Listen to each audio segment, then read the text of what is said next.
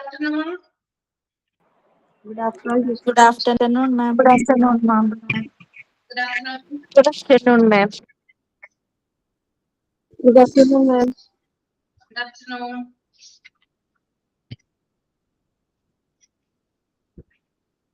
Okay, നമുക്ക് prayer start ചെയ്യാം.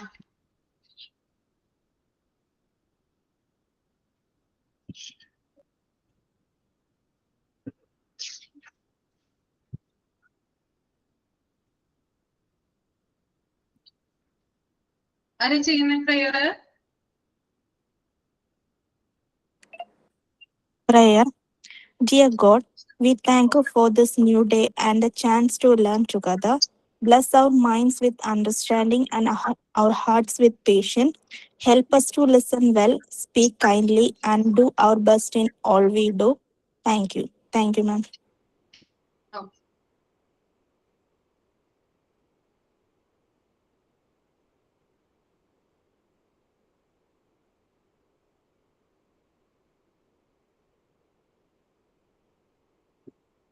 ഇന്നലെ നമ്മൾ എടുത്ത ചാപ്റ്ററിന്റെ ഇൻട്രൊഡക്ഷൻ ആണ് ഇന്നലെ നമ്മൾ ഡിസ്കസ് ചെയ്തത്. എല്ലാവരും വായിച്ചു നോക്കിയോ? അതിനുശേഷം വായിച്ചു മനസ്സിലായല്ലോ? ഡൗട്ട് ഒന്നുമില്ലല്ലോ? ഇല്ല. Okay, very good.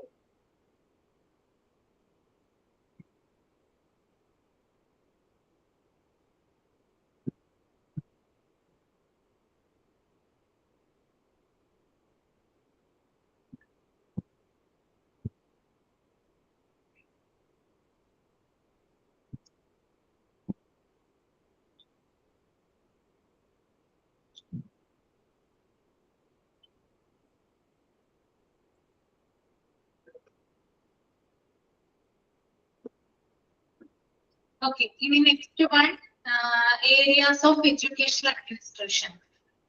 Page number 32 and 33 ഒന്ന് മൈൻഡിൽ റീഡ് ചെയ്യാം കേട്ടോ. എല്ലാവരും തന്നെ ആദ്യം മനസ്സിൽ വായിക്കുക, അത് കഴിഞ്ഞിട്ട് നമ്മൾക്ക് ഡിസ്കസ് ചെയ്യും.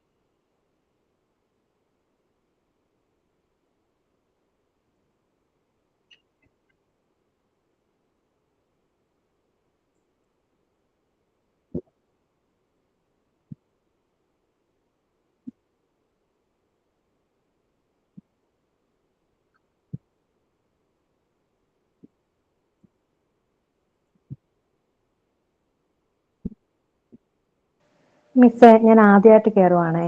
ഇതേത് ചാപ്റ്റർ ആണെന്ന് പറഞ്ഞു തരുമോ? യൂണിറ്റ് 3 ആണ് കേട്ടോ ഉണ്ണിമായ. Page number 32. ഇന്നലെ ഇതിന്റെ ഇൻട്രൊഡക്ഷൻ പാർട്ട് എടുത്തായിരുന്നു, അതിന്റെ ബാക്കിയാണ് നമ്മൾ എടുക്കുന്നത് കേട്ടോ.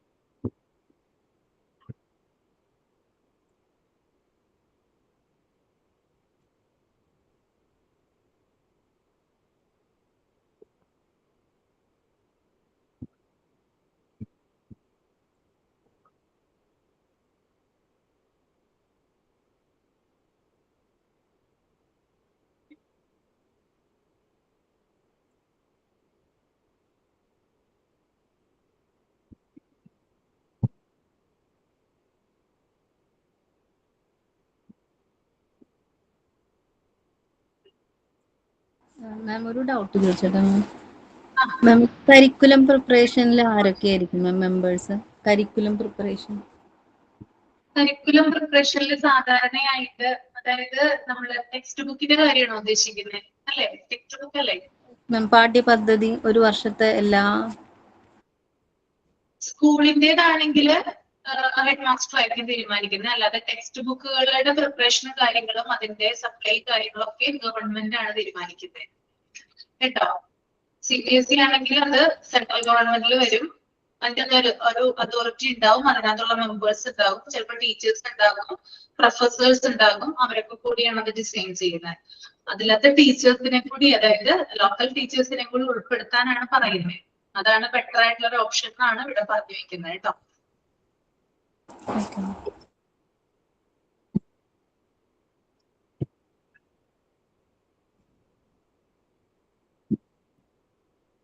മാം സാറ് ഈ ഹെഡ് മാസ്റ്റർ ഡിസിഷൻ മേക്കിംഗ് എടുക്കുമ്പോൾ പാരൻസിന്റെ സൈഡിൽ നിന്നും മാനേജ്മെന്റിന്റെ സൈഡിൽ നിന്നും എല്ലാം ആയിട്ടൊരു കൺക്ലൂഡഡ് ആയിട്ടുള്ള ഒരു ഡിസിഷനാണ് മാം അവിടെ എക്സിക്യൂട്ട് ചെയ്യപ്പെടുന്നത്. ഇവിടെ ഡിസിഷൻ മേക്കിംഗ് പവർ ഹെഡ് മാസ്റ്റർക്കാണോ മാനേജ്മെന്റിനാണോ മാം? ഡിസിഷൻ മേക്കിംഗ് പവർ എന്ന് പറയുന്നത് എപ്പോഴും മാനേജ്മെന്റിന്റെ തീരുമാനങ്ങളാണ് ഹെഡ് മാസ്റ്റർ വഴി നടപ്പിലാക്കുന്നത്. ഹെഡ് മാസ്റ്റർക്ക് അധികാരം കൊടുത്തിട്ടുണ്ട്, കാരണം മാനേജ്മെന്റിന് എപ്പോഴും പ്രസന്റ് ആവാനായിട്ട് സാധിക്കില്ല. മാനേജ്മെന്റിന് എപ്പോഴും കാര്യങ്ങൾ നോക്കാൻ പറ്റുമോ? സ്കൂളിലത്തെ നോക്കാൻ പറ്റുമോ? ഇല്ല. അപ്പോ അവരുടെ ആബ്സെൻസിൽ എല്ലാ പ്രധാനപ്പെട്ട കാര്യങ്ങളിലും തീരുമാനമെടുക്കാനായിട്ട് ഹെഡ് മാസ്റ്റർക്കാണ് അധികാരം കൊടുക്കുക. ഹെഡ് മാസ്റ്ററുടെ തീരുമാനങ്ങൾ മാനേജ്മെന്റിനെ അറിയിക്കുകയും ചെയ്യും. അപ്പൊ അവര് പറയും നിങ്ങളുടെ ഇതിനനുസരിച്ചിട്ട് ചെയ്യാനായിട്ട് പറയും. ഓക്കെ. പിന്നെ പണപരമായിട്ടുള്ള കാര്യങ്ങളിലൊക്കെ, അതായത് മണി സംബന്ധിച്ചിട്ടുള്ള കാര്യങ്ങളൊക്കെ, ഫീസ് കാര്യങ്ങൾ, അതൊക്കെ ഡിസൈഡ് ചെയ്യുന്നത് മാനേജ്മെന്റ്. ഇത്ര ഫീ മേടിക്കണം, അത് ഹെഡ് മാസ്റ്റർ അല്ല കേട്ടോ. ബാക്കിയുള്ള പ്രവർത്തനങ്ങളിലൊക്കെയാണ് ഹെഡ് മാസ്റ്ററിന് തീരുമാനം എടുക്കാനായിട്ട് കഴിയും. അതായത് ടീച്ചേഴ്സിന്റെ കാര്യങ്ങളുമായി ബന്ധപ്പെട്ടത്, സ്റ്റുഡൻസിന്റെ ചില വിഷയങ്ങളുമായി ബന്ധപ്പെട്ടത്, അതിനൊക്കെ ഹെഡ് മാസ്റ്റർക്ക് തീരുമാനമെടുക്കാനായിട്ട് സാധിക്കും. അതിന് നമ്മൾ മാനേജ്മെന്റിനെ ഡിപ്പെൻഡ് ചെയ്യേണ്ട കാര്യമില്ല.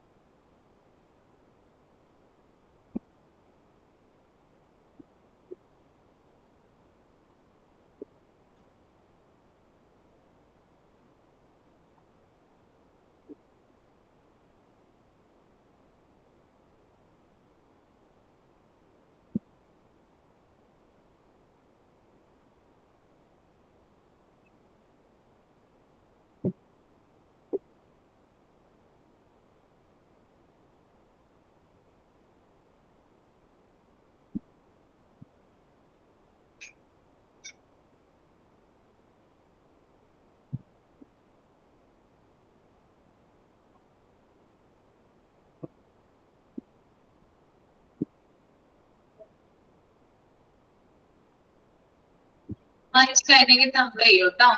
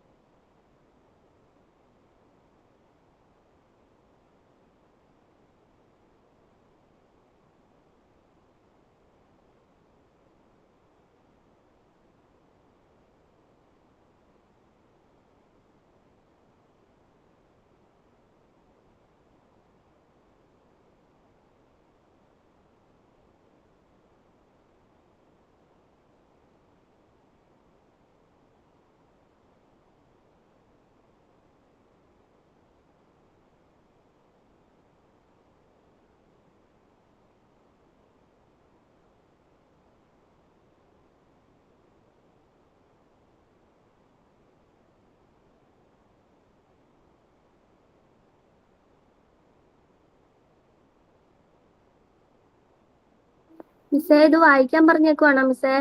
ഇപ്പൊ കേറിയുള്ളായിരുന്നേ.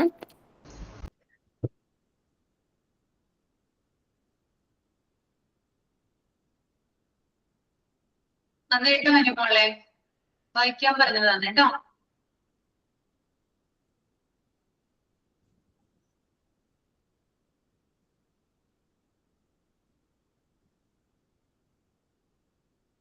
അഖില അജിത്ത് വായിച്ചോ? റീഡ് ചെയ്ത് കഴിഞ്ഞോ? വായിച്ചു മിസ്സേ. അഖില അതൊന്ന് വായിക്കാമോ? വായിക്കാമോ ഒന്ന്? മൊത്തം വായിക്കണം മിസ്സേ?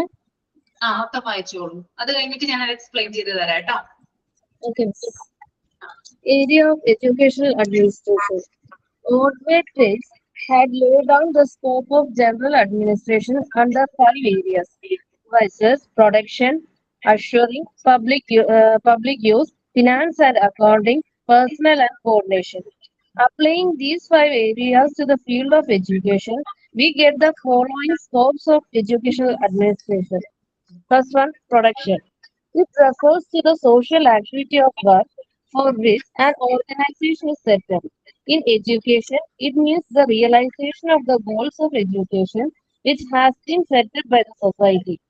Educational administration has, therefore, to portray the aim of education to the educational workers so that they may scope the final production of the education in the desired form and shape. Assuring public use. It means that the activity and the production of the efforts of the organization, the goals and the services produced must be such that they are sufficient to the public and of use of fair benefits.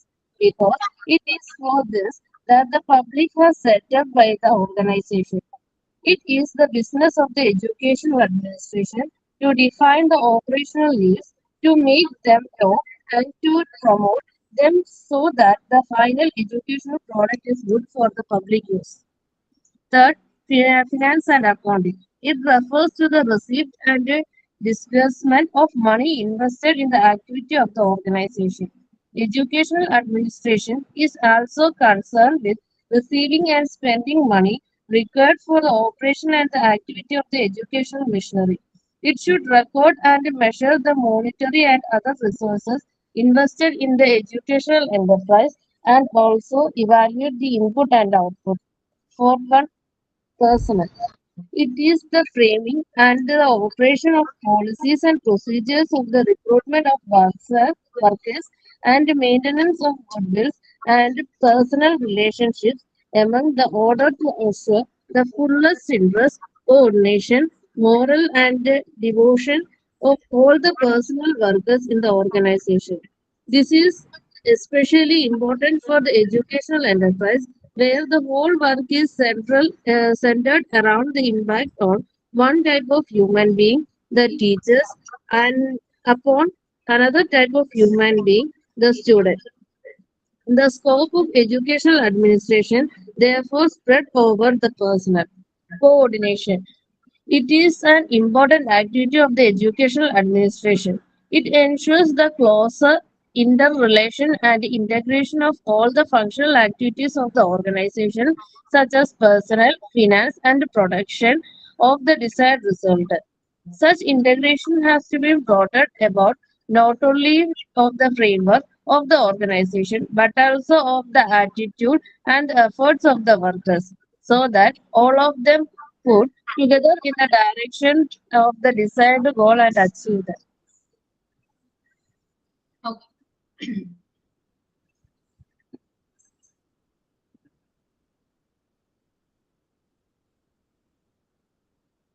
എന്തെങ്കിലും മനസ്സിലായോ വായിച്ചിട്ട് ആർക്കെങ്കിലും?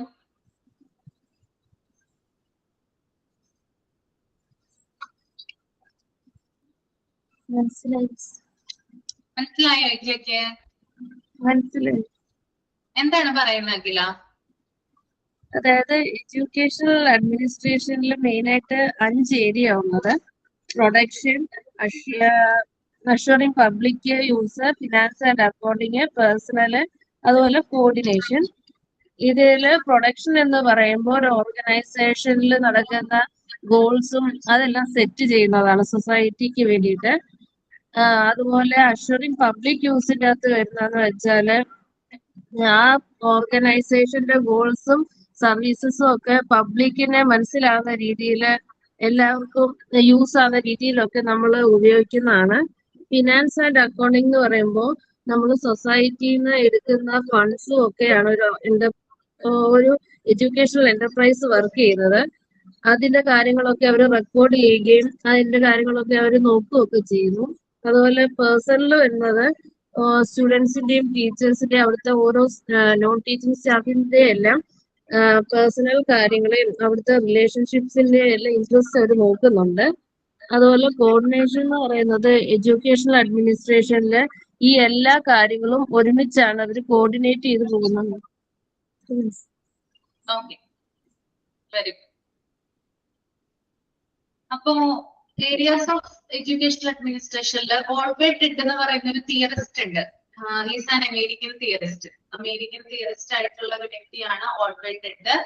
അദ്ദേഹം അഡ്മിനിസ്ട്രേഷനെ 5 ഏരിയകളായിട്ട് തിരിച്ചിട്ടുണ്ട്. അതിലൊന്നാണ് production, assuring രണ്ടാമത്തത്, third one public use, and fourth one finance and accounting, and fifth one personal and coordination.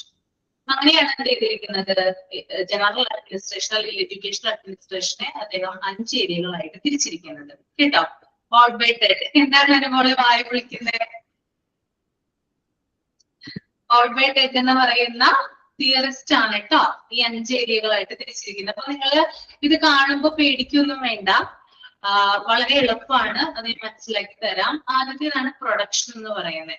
Production എന്ന് പറഞ്ഞാൽ എന്താണ് ഉദ്ദേശിക്കുന്നത്? നിർമ്മാണം. ഒരു സോപ്പ് ഫാക്ടറി, ആ ഫാക്ടറിയിൽ എന്താണ് പ്രൊഡക്ഷൻ എന്ന് പറയുന്നത്? സോപ്പാണ് പ്രൊഡക്ഷൻ. അപ്പൊ സ്കൂളിനെ സംബന്ധിച്ച് ആരാണ് അവിടുത്തെ പ്രൊഡക്റ്റ്? സ്റ്റുഡൻസ്. അത്രയേ ഉള്ളൂ കേട്ടോ. അതായത് പ്രൊഡക്ഷൻ എന്ന് പറയുന്നത് ഒരു സ്ഥാപനത്തിന്റെ പ്രധാന പ്രവർത്തനത്തെയാണ് ഉദ്ദേശിക്കുന്നത്. ഞാനിപ്പോ പറഞ്ഞു, ഒരു സോപ്പ് ഫാക്ടറിയിലാണെങ്കിൽ ആ സോപ്പുമായി ബന്ധപ്പെട്ടുള്ള കാര്യങ്ങളാണ്, പ്രൊഡക്ഷൻ ആണ് അവിടെ നടക്കുന്നത്, അല്ലെ? അതിന്റെ പ്രവർത്തനങ്ങളാണ് നടക്കുന്നത്. ഒരു ടൂത്ത് പേസ്റ്റ് ഫാക്ടറി അപേക്ഷിച്ച് അവിടെ നടക്കുന്നത് ടൂത്ത് പേസ്റ്റിന്റെ പ്രൊഡക്ഷൻ ആണ്, അല്ലെങ്കിൽ അതുമായി ബന്ധപ്പെട്ടിട്ടുള്ള പ്രവർത്തനങ്ങളാണ് ആ ഫാക്ടറിയിൽ നടക്കുന്നത്. അപ്പൊ ഒരു സ്കൂളിനെ സംബന്ധിച്ചാണെങ്കിൽ അവിടുത്തെ പ്രൊഡക്റ്റ് എന്ന് പറയുന്നത് അവിടുത്തെ കുട്ടികളാണ്. ഓക്കെ, അപ്പോ സ്കൂളിനെ സംബന്ധിച്ച് പ്രൊഡക്ഷൻ എന്ന് പറയുന്നത് എന്താണ്? സ്റ്റുഡൻസ് ആണ്. ഓക്കെ, അപ്പൊ ഇവിടെ സ്റ്റുഡൻസിന്റെ അച്ചീവ്മെന്റ്, ഔട്ട്പുട്ട് എന്താണ്? ബെറ്റർ ആയിട്ടുള്ള റിസൾട്ടുകൾ, അല്ലെ? ഓരോ സ്റ്റുഡൻസും നല്ല രീതിയിൽ, നല്ല മാർക്കോട് കൂടി, നല്ല സ്വഭാവത്തോടു കൂടി പഠിച്ചിറങ്ങുന്നതാണെന്ത് ഒരു സ്കൂളിനെ സംബന്ധിച്ചിടത്തോളം അവരുടെ പ്രൊഡക്റ്റ് അല്ലെങ്കിൽ അവരുടെ ഔട്ട്പുട്ട് എന്ന് പറയുന്നത്. മനസ്സിലായോ പറഞ്ഞത്? മനസ്സിലായി. ഓക്കെ.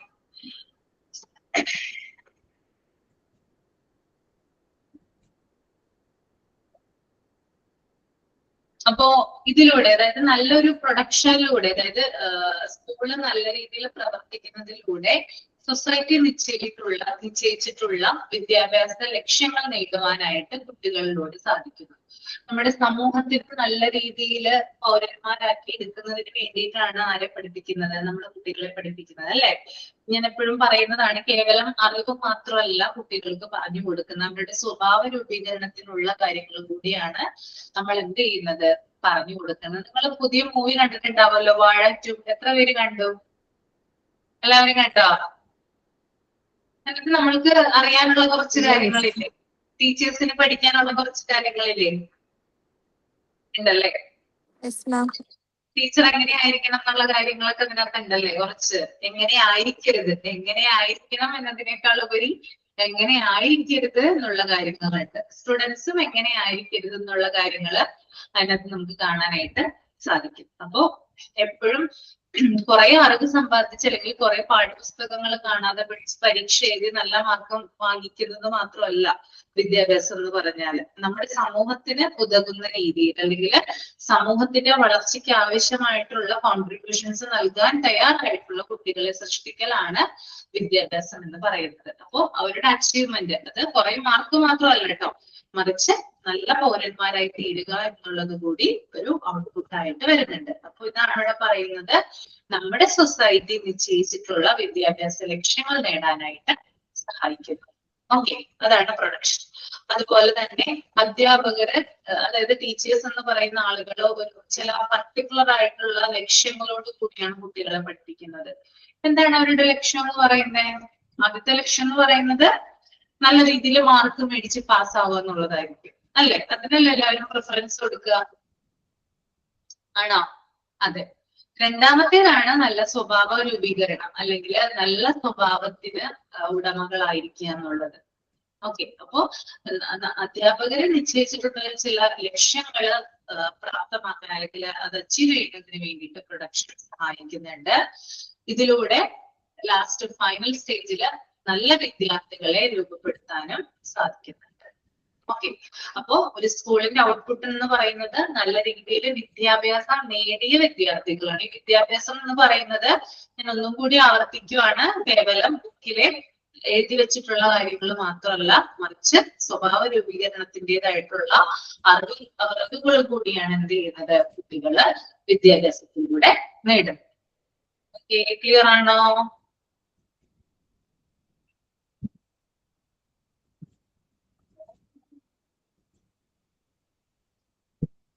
രണ്ടാമത്തേതാണ് assurance public use. എന്താണ്? അതായത് സമൂഹത്തിന് വേണ്ടി ഉപകാരപ്രദമായിട്ടുള്ള രീതിയിൽ അഷ്വർ ചെയ്യണം, ഉറപ്പ് നൽകണം എന്നാണ് പറയുന്നത്. അതെങ്ങനെയാണ്? സ്കൂളിന്റെ പ്രവർത്തനങ്ങള് ജനങ്ങൾക്ക് ഉപകാരപ്പെടണം. ഓക്കെ, പബ്ലിക്കിന് ഉപകാരപ്രദമായിട്ടുള്ളതായിരിക്കണം സ്കൂളിന്റെ പ്രവർത്തനങ്ങൾ എന്ന് പറയുന്നത്. അതായത് സ്കൂൾ നൽകുന്ന വിദ്യാഭ്യാസം സമൂഹത്തിന് പ്രയോജനകരമാകുന്ന രീതിയിൽ നടപ്പിലാക്കണം. ജനങ്ങൾക്കായി തന്നെയാണ് ഇത് സ്ഥാപിച്ചിട്ടുള്ളത്, സ്കൂൾ സ്ഥാപിച്ചിട്ടുള്ളത്. ജനങ്ങൾ എന്ന് പറയുമ്പോൾ അതിനകത്ത് കുട്ടികളും പെടും, അല്ലെ? പാരന്റ്സ് എന്ന് പറയുന്ന ആ ഒരു വിഭാഗവും അതിനകത്ത് വരുന്നതാണ് ജനങ്ങളുടെ, അല്ലെ? അപ്പോ ഡെമോക്രസിയില് നമ്മള് സൊസൈറ്റിക്ക് വേണ്ടിയിട്ടാണ് ഇത് സ്ഥാപിച്ചിട്ടുള്ളത്, സ്കൂളുകള് സ്ഥാപിച്ചിട്ടുള്ളത്. അപ്പോ അഡ്മിനിസ്ട്രേഷൻ അല്ലെങ്കിൽ ഭരണകൂടം എന്ന് പറയുന്നത് ഇത്തരത്തിലുള്ള കാര്യങ്ങൾ ഉറപ്പാക്കേണ്ടതുണ്ട്. അതുപോലെ തന്നെ എഡ്യൂക്കേഷന്റെ ക്വാളിറ്റി പ്രചരിപ്പിക്കേണ്ടതുണ്ട്. നല്ല രീതിയിലുള്ള വിദ്യാഭ്യാസമാണ് നമ്മൾ നൽകുന്നതെന്ന് നാലാൾ അറിയണം. ഓക്കെ, കേവലം ഉള്ളിൽ മാത്രം പറഞ്ഞുകൊണ്ട് കാര്യമില്ല, മറിച്ച് അത് മറ്റുള്ളവരിലേക്ക് പകർന്നു കൊടുത്താൽ മാത്രമാണ് ആളുകളിലേക്ക് അത് ശ്രദ്ധിക്കപ്പെടുന്നത്. ഓക്കെ, ക്ലിയർ ആണോ? Assuring public use. Yes. Then next one, finance and accounting. എന്താണ് ഫിനാൻസ് ആൻഡ് അക്കൗണ്ടിങ് എന്ന് പറയുന്നത്?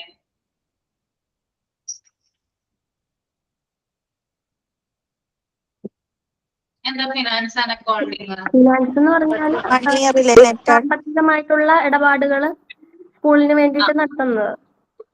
അതെ, പണസംബന്ധമായിട്ടുള്ള ഇടപാടുകളാണ്, അല്ലെ? സാമ്പത്തികമായിട്ടുള്ള കാര്യങ്ങൾ, കണക്കെടുപ്പ്, അതൊക്കെയാണ് ഇതിനകത്ത് വരുന്നത്. അതായത് സ്കൂളിലെ പണം, അതായത് അതിന്റെ വരവ് ചെലവുകൾ നിയന്ത്രിക്കല്. ഓക്കെ, എക്സ്പെൻഡിച്ചർ ആൻഡ് റവന്യൂ, ഇത്തരത്തിലുള്ള കാര്യങ്ങൾ കൺട്രോൾ ചെയ്യുന്നതാണ് ഫിനാൻസ് ആൻഡ് അക്കൗണ്ടിങ് എന്ന് പറയുന്നത്.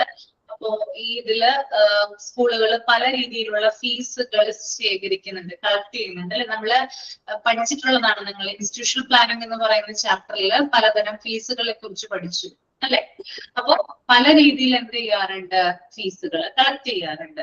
പിന്നെ അതുപോലെ തന്നെ പണം ചെലവഴിക്കുന്നുമുണ്ട്, അല്ലെ? സാലറി ആയിട്ടും എക്സ്പെൻസ് ആയിട്ടും ഒക്കെ എന്ത് ചെയ്യാറുണ്ട്, പണം ചെലവഴിക്കാറുണ്ട്. അതുപോലെ തന്നെ ഇത് ചെലവഴിക്കുക മാത്രമല്ല, കളക്ട് ചെയ്യുക മാത്രമല്ല, അത് രേഖപ്പെടുത്തി വെക്കുന്നുണ്ട്. അതിനെയാണ് അക്കൗണ്ടിങ് എന്ന് പറയുന്നത്, അല്ലെ? അത് നമ്മൾ പഠിച്ചിട്ടുണ്ട്, അല്ലെ? പിന്നെ അതുപോലെ തന്നെ നമ്മുടെ ചെലവും വരുമാനവും തമ്മിൽ കമ്പയർ ചെയ്യും. ഓക്കെ, ഇല്ലേ? കമ്പയർ ചെയ്യില്ലേ നമ്മള്? നമ്മുടെ വീട്ടിലാണെങ്കിൽ നമ്മൾ കമ്പയർ ചെയ്യാറില്ല, നമ്മൾക്ക് എത്ര ചെലവായി ഒരു മാസം, അല്ലെങ്കിൽ നമുക്ക് എത്രയാണ് റവന്യൂ കിട്ടിയത്, ഏതാണ് കൂടുതലുള്ളത് എന്നൊക്കെ നമ്മൾ എന്ത് ചെയ്യാറുണ്ട്, നോക്കാറുണ്ട്, അല്ലെ? ചെലവാണോ വരവാണോ കൂടുതലുള്ളതെന്നൊക്കെ നമ്മൾ നോക്കാറുണ്ട്, അല്ലെ? ഓക്കെ, അപ്പൊ ഇത്തരത്തിലുള്ള കാര്യങ്ങൾ ഇവാലുവേറ്റ് ചെയ്യുന്നതാണ് ഫിനാൻസ് ആൻഡ് അക്കൗണ്ടിങ് എന്ന് പറയുന്നത്. ചുരുക്കത്തിൽ പറഞ്ഞാല് സ്കൂളിന്റെ സാമ്പത്തികപരമായിട്ടുള്ള നിയന്ത്രണത്തെ നമുക്ക് ഫിനാൻസ് ആൻഡ് അക്കൗണ്ടിങ് എന്ന് പറയാം. ഓക്കെ, ക്ലിയർ ആണോ? യെസ്. പിന്നെ നെക്സ്റ്റ് വൺ,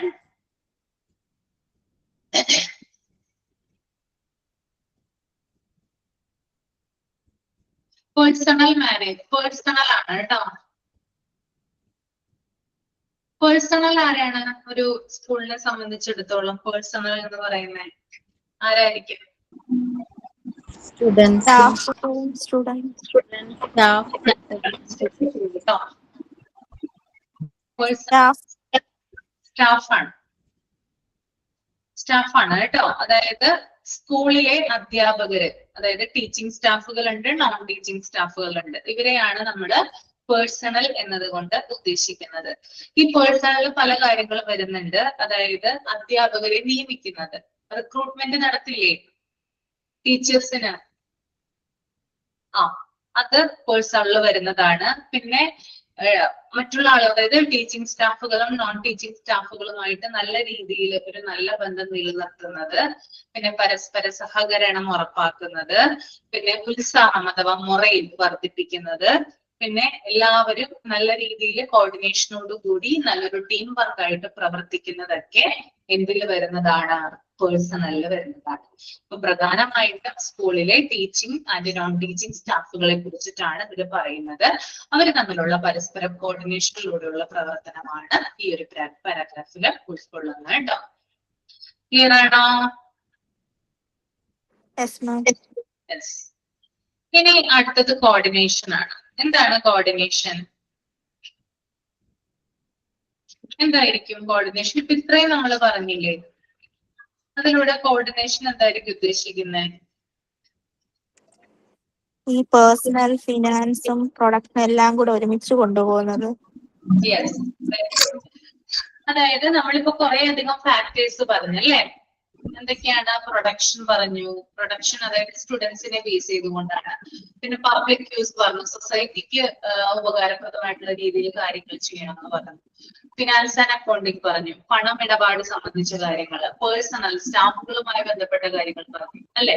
അപ്പൊ ഇത്തരത്തിലുള്ള എല്ലാ ഘടകങ്ങളും ഒരുമിച്ച് കൊണ്ടുപോയാൽ, അതും നല്ലൊരു കോർഡിനേഷനോട് കൂടി ഒരുമിച്ച് കൊണ്ടുപോയാൽ മാത്രമാണ് ഒരു സ്കൂള് നല്ല രീതിയിൽ എഫക്റ്റീവായിട്ട് ഫങ്ഷൻ ചെയ്യുള്ളൂ.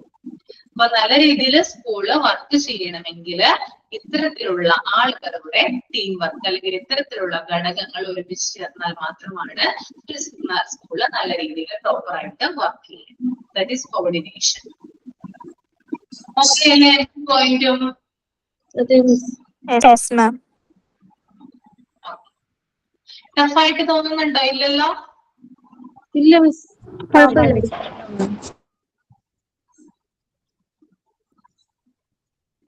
ഇനി അടുത്ത പേജ് റീഡ് ചെയ്തോളൂ കേട്ടോ. പേഴ്സണൽ എന്ന് പറഞ്ഞ ദൃശ്യ teaching and non teaching staff ആണ് കേട്ടോ. അവരുടെ പ്രവർത്തനങ്ങളാണ് അവരെ അപ്പോയിന്റ് ചെയ്യുന്നത്, അവരുടെ പ്രവർത്തനങ്ങൾ, അവർക്ക് ക്ലാസ്സുകളൊക്കെ ഡിവൈഡ് ചെയ്ത് കൊടുക്കുന്നത്.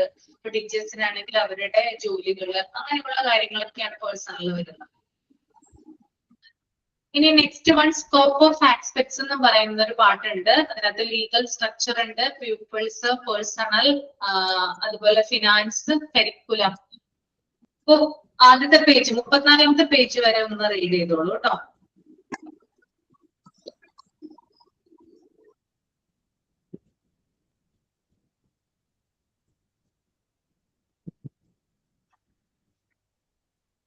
മാം ഇതിന്റെ ഹെഡിങ് ഒന്ന് കാണിച്ചു തരാമോ? ഇതിന്റെ സ്കോപ്പ് ഓഫ് ആസ്പെക്ട് കാണുന്നുണ്ടോ?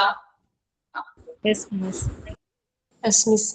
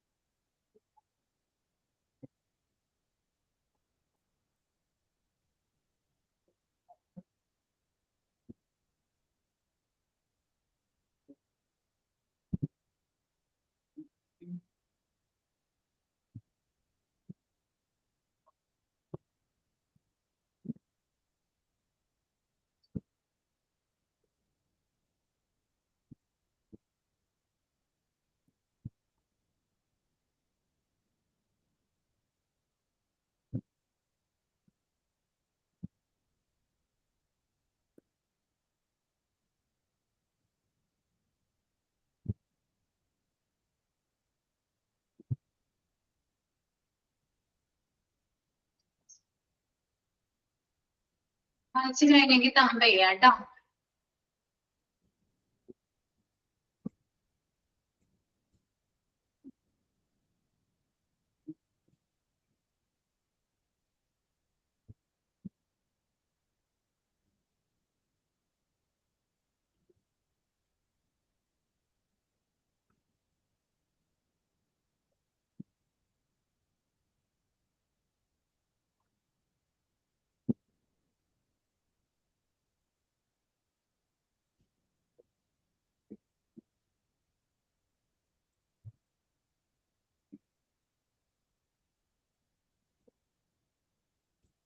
ഓക്കെ, പ്രസീത ഒന്ന് വായിച്ചേ. സ്കോപ്പ് ഓഫ് ആസ്പെക്ട് 3 പോയിന്റുകളൊന്ന് വായിച്ചേ ആ പേജിൽ.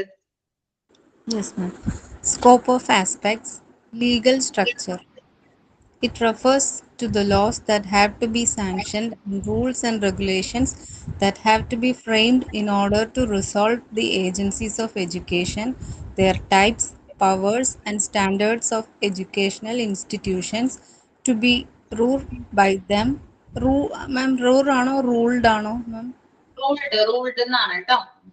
To be ruled by them, to dictate authority and control, to fix up responsibility and obligations, to decide the question of decentralization of management, and to set up organizational and administrative machinery. Pupils, these are the center of educational enterprise. It is for them that the entire process of education and its constituents exist. It is therefore necessary to determine the individual and social purposes and procedures of their education in accordance with their needs, interests, and capacities and the demands of society. Rules for their admission, promotion, discipline, etc. have to be framed and furnished. Personnel, manpower has to be found and engaged to run educational activities. Personnel play the key role in education. This is the flywheel or the driving force of the educational machinery. Proper attention has to be paid to the workers. Men and women have to be selected, recruited, and trained, and their qualification and standards have to be prescribed. Good service conditions, attractive salaries. ബാക്കി കാണുന്നു.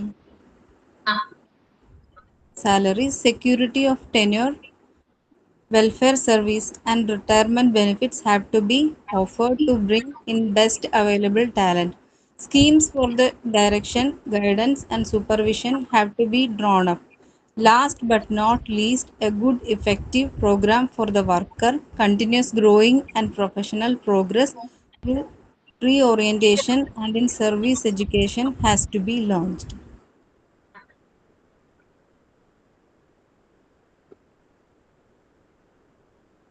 എന്തെങ്കിലും മനസ്സിലായോ പ്രസീത വായിച്ചിട്ട്?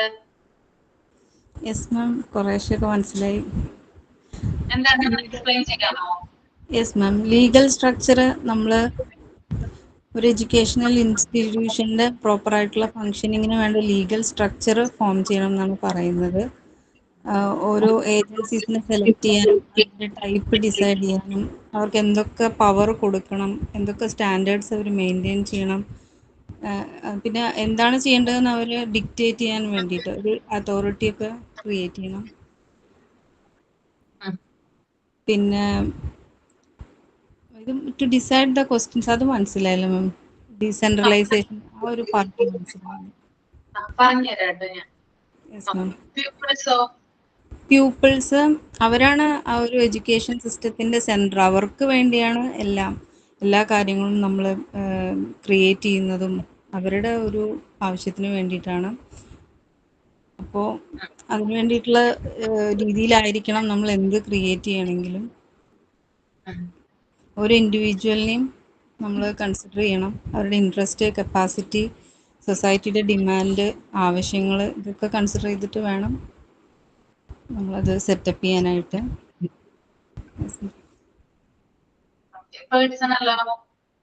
Personal yes ma'am. അത് തന്നെയാണ് ഇവിടെ പറയുന്നത്.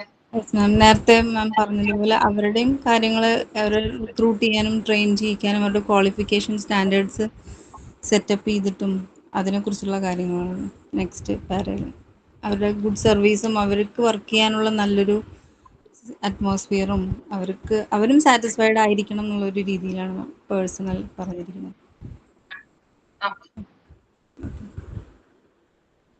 Very good. അപ്പൊ നമ്മൾക്ക് ആദ്യത്തേത് ലീഗൽ സ്ട്രക്ചർ ആണ്. ലീഗൽ സ്ട്രക്ചർ എന്ന് പറഞ്ഞാൽ എന്താണ് ഉദ്ദേശിക്കുന്നത്? നിയമഘടന അല്ലെ? നിയമഘടനയാണോ ലീഗൽ സ്ട്രക്ചറിന്റെ മലയാളം?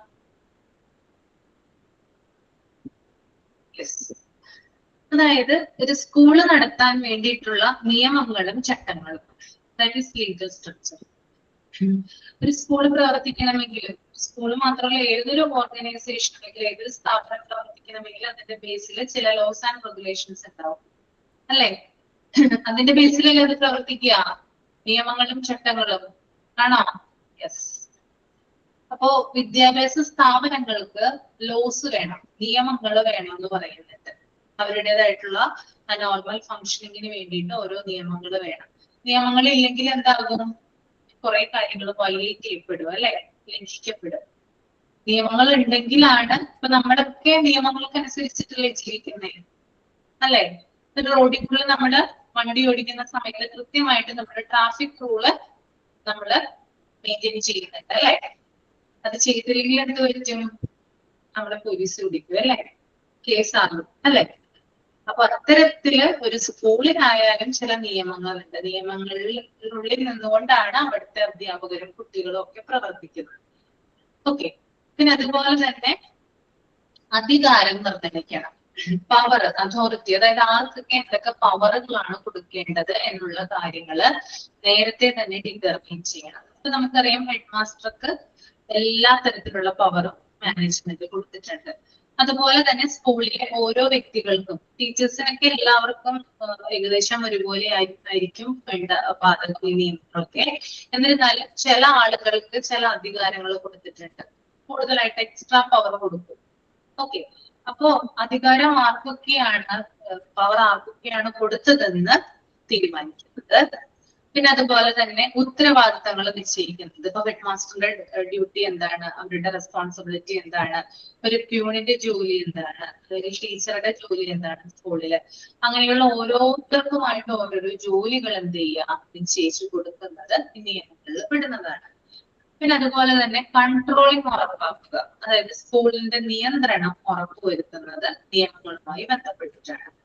അതുപോലെ തന്നെ മാനേജ്മെന്റ് തീരുമാനങ്ങൾ എന്ത് ചെയ്യുന്നത്, രൂപപ്പെടുത്തുന്നത്, അതൊക്കെ നിയമങ്ങൾ രൂപേണയാണ്. അപ്പൊ മാനേജ്മെന്റ് ആണ് ആദ്യം ഫൈനൽ ഡിസിഷൻ എടുക്കുക. അതായത് ആദ്യത്തെ ഡിസിഷനും അതുപോലെ ഫൈനൽ ഡിസിഷനും എടുക്കുന്നത് ആര് തന്നെയാണ്? മാനേജ്മെന്റ് തന്നെയാണ് അല്ലെ? അപ്പൊ മാനേജ്മെന്റിന്റെ സംവിധാനം രൂപപ്പെടുത്തുന്നതൊക്കെ നിയമങ്ങൾ വഴിയാണ്. നിയമങ്ങൾക്കനുസരിച്ചിട്ടാണ് തീരുമാനങ്ങൾ എടുക്കാനായിട്ട് സാധിക്കൂ. അത് ഏതൊരു സ്ഥാപനത്തിന് അങ്ങനെയാണ്. നിയമങ്ങൾ ഉണ്ടാവും. ഗവൺമെന്റ് അല്ലെങ്കിൽ ഓരോരോ എന്താ പറയാ, നമ്മുടെ കോടതി എന്ന് പറയുന്ന കാര്യം കുറേയധികം നിയമങ്ങളും ചട്ടക്കൂടുകളൊക്കെ നമ്മുടെ ഭരണഘടന എന്ത് ചെയ്തിട്ടുണ്ട്, ക്രിയേറ്റ് ചെയ്ത് വെച്ചിട്ടുണ്ട് അല്ലെ? കോൺസ്റ്റിറ്റ്യൂഷൻ. അതിനനുസരിച്ചിട്ടാണ് നമ്മൾ എല്ലാവരും ജീവിക്കുന്നതും പ്രവർത്തിക്കുന്നതും. അപ്പോ അതിനനുസരിച്ചിട്ടാണ് നമ്മൾ തീരുമാനങ്ങൾ എടുക്കേണ്ടത്. അതിന് വിരുദ്ധമായിട്ടാണ് നമ്മൾ തീരുമാനങ്ങൾ എടുക്കുന്നതെങ്കിൽ അവിടെ ചോദ്യങ്ങൾ ഉണ്ടാവും. പിന്നെ അത് കേസ് ആകും. പിന്നെ നമുക്ക് കുറേയധികം കാര്യങ്ങൾ അതുമായി ബന്ധപ്പെട്ട് വരുന്നതാണ്. ഓക്കെ, അപ്പൊ നിയമം എന്ന് പറയുന്നത് എല്ലാവർക്കും ഒരേപോലെ ബാധകമാണ്. അതെല്ലാവരും അനുസരിക്കാൻ തയ്യാറാകണം. സ്കൂളിനെ സംബന്ധിച്ചാണെങ്കിൽ സ്കൂളിൻ്റെതായിട്ടുള്ള നിയമങ്ങളുണ്ട്. അതിനനുസരിച്ച് വേണം അവിടെയുള്ള മാനേജ്മെന്റും കുട്ടികളും അതുപോലെ തന്നെ ടീച്ചേഴ്സും അതുപോലെ തന്നെ മറ്റ് സ്റ്റാഫുകളും പ്രവർത്തിക്കും. മനസ്സിലായോ? ഇനി അടുത്തത് പീപ്പിൾസ് ആണ് കേട്ടോ.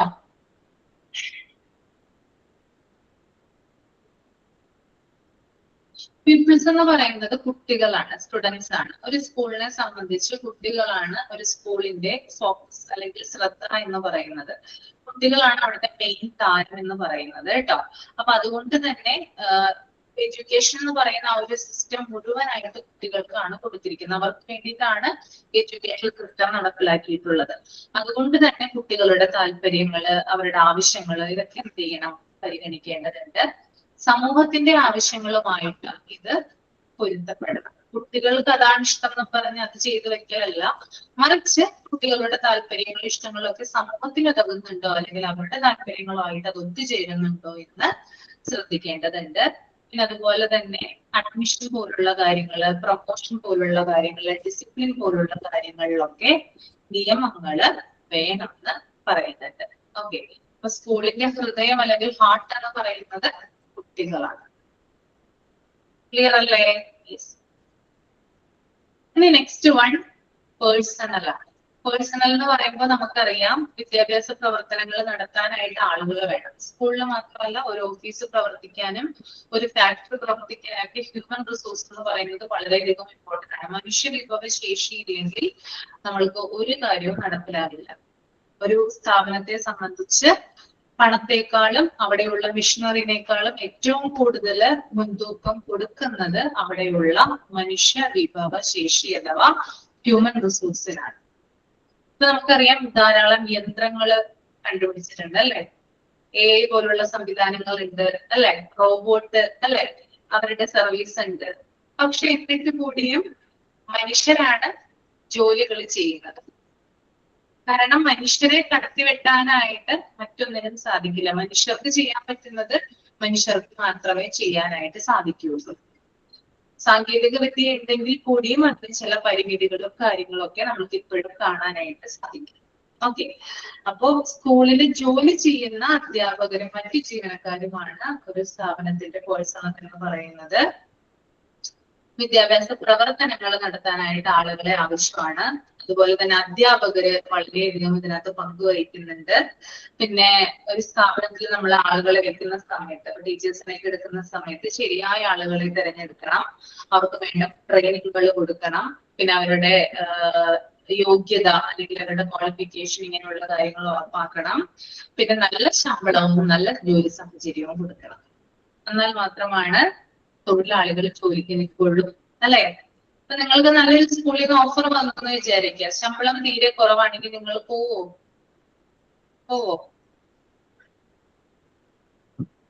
പോവില്ല. ചില ആളുകൾ പോകും, ശരിയാണ്. പാഷനായിട്ട് എടുക്കുന്ന ആളുകൾ പോവാറുണ്ട്. പക്ഷെ നമ്മൾക്ക് പണം ആവശ്യമാണ് അല്ലെ. അപ്പൊ ലോ പേയ്മെന്റ്, വളരെ ലോ പേയ്മെന്റിലാണ് നമ്മൾ വർക്ക് ചെയ്യുന്നതെങ്കിൽ നമ്മൾ പോവില്ല. കാരണം നമ്മൾക്കറിയാം നമ്മുടെ ക്വാളിഫിക്കേഷൻ എന്താണ്, നമ്മളുടെ എന്താ പറയാ, നമ്മുടെ കഴിവ് എന്താണ് നമുക്ക് നന്നായിട്ട് അറിയാം. അപ്പൊ അതിന് ഒരു വില തരുന്ന സ്ഥലത്ത് മാത്രമാണ് നമ്മൾ എന്ത് ചെയ്യുക, ജോലിക്ക് ഉള്ളൂ. ഓക്കെ, അപ്പൊ ആ കാര്യം കൂടി ഒന്ന് ശ്രദ്ധിക്കുക. അപ്പൊ ഇത്രയുമാണ് പേഴ്സണലിൽ വരുന്നത് കേട്ടോ. ക്ലിയർ ആണോ? അപ്പൊ നമുക്ക് ഇന്ന് ഇത്രയും എടുത്താൽ മതി. ഇനി ഞാൻ നിങ്ങൾക്ക് സെമിനാർ ടോപ്പിക്ക് തരട്ടെ. അടുത്ത ബുധനാഴ്ച ആയിരിക്കും PG ക്ലാസ് ഉണ്ടാവുക, അല്ലെങ്കിൽ ചൊവ്വാഴ്ച ആയിരിക്കും എന്റേത്. നോക്കാം. എന്തായാലും നിങ്ങൾ അടുത്ത ആഴ്ചത്തേക്ക് ഒന്ന് പ്രിപ്പയർ ചെയ്ത് വെക്കാം. ടോപ്പിക്ക് തന്നോട്ടെ.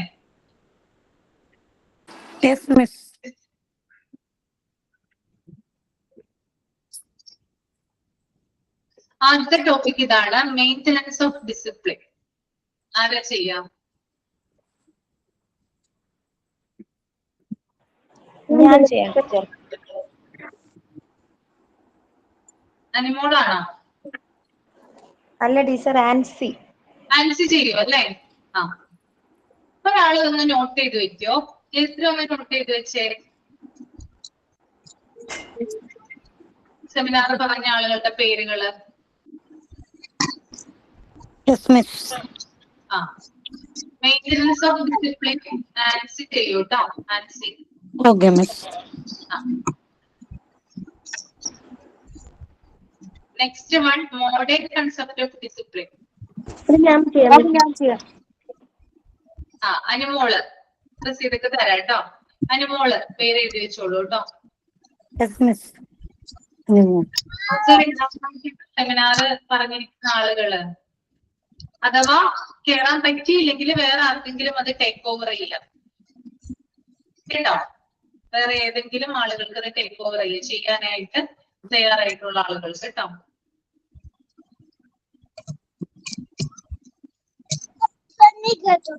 Discipline in school. ഞാൻ ചെയ്യാം. ആരാണ്? നമ്രത. നമ്രത ചെയ്യൂ കേട്ടോ. Okay miss. Discipline in school അല്ലേ മിസ്? അതെ അതെ. ഡിസിപ്ലിൻ ഇംഗ്ലീഷിലും ചെയ്യാം. മറ്റുള്ളവർക്ക് മനസ്സിലാകണം കേട്ടോ. അതാണ് നോക്കേണ്ടത്. സെമിനാർ എന്ന് പറയുമ്പോൾ പിന്നെ ഞാൻ അതിനെ കുറിച്ച് ബ്രീഫ് ചെയ്യില്ല കേട്ടോ. നിങ്ങളാണ് ക്ലാസ് എടുക്കുന്നത്. അപ്പോ ആ ഒരു വിചാരം ഉണ്ടായിരിക്കണം. മറ്റുള്ളവർക്ക് കൂടി മനസ്സിലാകുന്ന രീതിയിൽ സെമിനാർ എടുക്കുക. സെമിനാർ എടുക്കുന്ന സമയത്ത് ഇൻട്രൊഡക്ഷൻ ഉണ്ടായിരിക്കുക, കണ്ടന്റ് ഉണ്ടായിരിക്കുക, കൺക്ലൂഷൻ ഉണ്ടായിരിക്കുക, വിത്ത് നിങ്ങളുടെ ഒപ്പീനിയനും കൂടി ഉണ്ടായിരിക്കുക. അങ്ങനെ 4 കാര്യങ്ങൾ കൂടി ചേർന്നാലാണ് ഒരു സെമിനാർ ആവുന്നത് കേട്ടോ. പറയൂ. ഇൻട്രൊഡക്ഷൻ, ആ ടോപ്പിക്കിനെ കുറിച്ച് ഇൻട്രൊഡക്ഷൻ. പിന്നെ കണ്ടന്റ് എന്താണ്? ആ ടോപ്പിക് എന്താണോ നിങ്ങൾ ആ ടോപ്പിക്കിനെ കുറിച്ച് മനസ്സിലാക്കിയിരിക്കുന്നത്, അതാണ് കണ്ടന്റ്. പിന്നെ കൺക്ലൂഷൻ, ആ ടോപ്പിക്കിന്റെ നിഗമനം. പിന്നെ ലാസ്റ്റ് വൺ, നിങ്ങളുടെ ഒപ്പീനിയൻ ആ ടോപ്പിക്കുമായി ബന്ധപ്പെട്ട്. ഇതാണ് സെമിനാർ. മിസ്സേ ഒന്നുകൂടെ പറയൂ മിസ്സേ, കേട്ടില്ലായിരുന്നു. ഇൻട്രൊഡക്ഷൻ, ആമുഖം, ടോപ്പിക്കിന്റെ ഒരു നമ്മൾ ജസ്റ്റ് ആ ടോപ്പിക്കിനെ കുറിച്ച് പറഞ്ഞു തുടങ്ങുന്നത് കേട്ടോ. പിന്നെ കണ്ടന്റ്, ആ ടോപ്പിക്. പിന്നെ കൺക്ലൂഷൻ, നിഗമനം. പിന്നെ നിങ്ങളുടെ opinion. Okay miss. Okay miss 3 പേർക്കുള്ള ടോപ്പിക് പറഞ്ഞു. Ancy, Anumol, Amritha. Next, importance of discipline.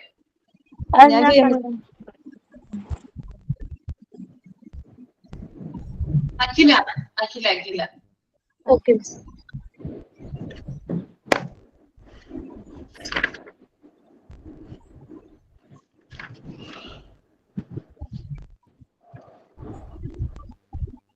അത്രയും മതി കേട്ടോ. 4 പേരല്ലേ? ഓക്കെ. അപ്പൊ അടുത്ത ബാച്ചിന് പിന്നെ കിട്ടുമോ മിസ്? അടുത്ത ബാച്ചിന് പിന്നത്തെ ക്ലാസ്സിൽ തരൂ കേട്ടോ. ആ ഓക്കെ മിസ്. ക്ലാസ് ഉണ്ടല്ലോ നമുക്ക്, അപ്പൊ തരാം. അപ്പൊ 4 പേര് ചെയ്യൂ കേട്ടോ. ഓക്കെ. 10 മിനിറ്റ് കൂട്ടരുത് കേട്ടോ. 10 മിനിറ്റ് മാക്സിമം. 10 മിനിറ്റ്. 15 മിനിറ്റിൽ കൂടാനായിട്ട് പാടില്ല കേട്ടോ. മനസ്സിലായോ? ഓക്കെ. അപ്പൊ 4 പേര് കേട്ടോ. മാം, ഈ ഇമ്പോർട്ടൻസ് ഓഫ് ഡിസിപ്ലിനിൽ തന്നെ കുറെ ടോപ്പിക് ഉണ്ടല്ലോ, വേണമെങ്കിൽ എല്ലാവർക്കും ഡിവൈഡ് ചെയ്ത് കൊടുക്കായിരുന്നു. അതിന്റെ താഴെ ഏത് ടോപ്പിക്? ഇമ്പോർട്ടൻസ് ഓഫ് ഡിസിപ്ലിന്റെ താഴെ ഹെഡ് മാസ്റ്റർ. അടുത്ത ക്ലാസ്സിലാവട്ടെ കേട്ടോ. തീരില്ലെങ്കിൽ സെമിനാർ ദിവസം ചെയ്ത്. അത് ഈസി ടോപ്പിക് അല്ലേ? പെട്ടെന്ന് മനസ്സിലാവില്ലേ വായിച്ചു കഴിഞ്ഞാല്? സെമിനാർ ആവുമ്പോ വലിയ ടോപ്പിക് തരണ്ടേ? അതാണ് കേട്ടോ. Okay miss. ഓക്കെ. അപ്പൊ നമുക്ക് വൈൻഡപ്പ് ചെയ്യാം.